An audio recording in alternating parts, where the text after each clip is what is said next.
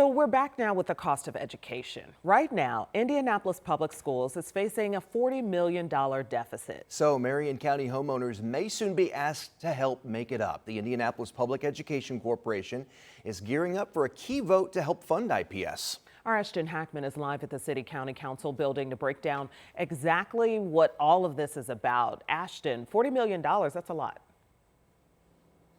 It is, Dustin and Felicia, and IPS has already been working through some budget cuts ahead of that potential deficit. All of this because that referendum approved by voters back in 2018, it expires at the end of this coming year. So the newly formed Indianapolis Public Education Corporation, they are tasked with not only putting together a referendum proposal, but figuring out how much they would like to seek from Marion County property owners. Now, right now, the current referendum rate was set back in 2018 was 20 cents per $100 value. What they're seeking could be anywhere from 19 cents up to 55 cents. And what that means for you, if you live in Marion County, you could see anywhere from $3 to $25 more on your property tax bill after this referendum. Now, all of this has to be approved. They're going to have, obviously, public comment tonight where we expect to hear from Marion County residents whether or not they support this measure or not. And then we could potentially see a vote tonight as that deadline is quickly approaching on July 22nd. That's also the next board meeting for the Indianapolis Education Corporation. So that meeting kicks off at 5. We'll be in there for you and, of course, bring you the latest later this afternoon and tonight on 13 News at 11.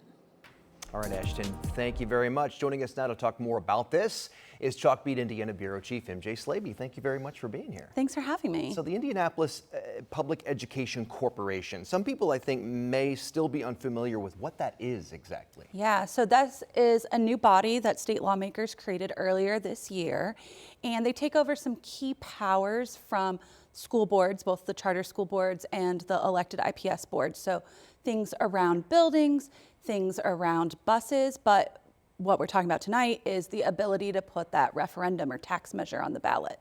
So I think voters hear this and property owners, they hear this and they say, how do we end up with a $40 million deficit? So it sounds like Ashton just explained there is some funding that is sunsetting, some funding that's going away, but it seems to be a little bit more complicated than that too. Yeah, definitely very complicated when it comes to school funding. But I think a couple things to keep in mind, right, are SCA 1 from last year, right? So the amount of property taxes that schools are getting is lower. We do have, like you all point out, that referendum that's ending, and so this would replace that. But that referendum was in 2018, and between now and then, the law has changed that says charter schools can actually share in these referendum funds. So if a referendum is placed on the ballot, that money will go to IPS schools and any charter schools that opt in that enroll students that live within the IPS district. And are there any other funding sources that schools rely upon, or is this it?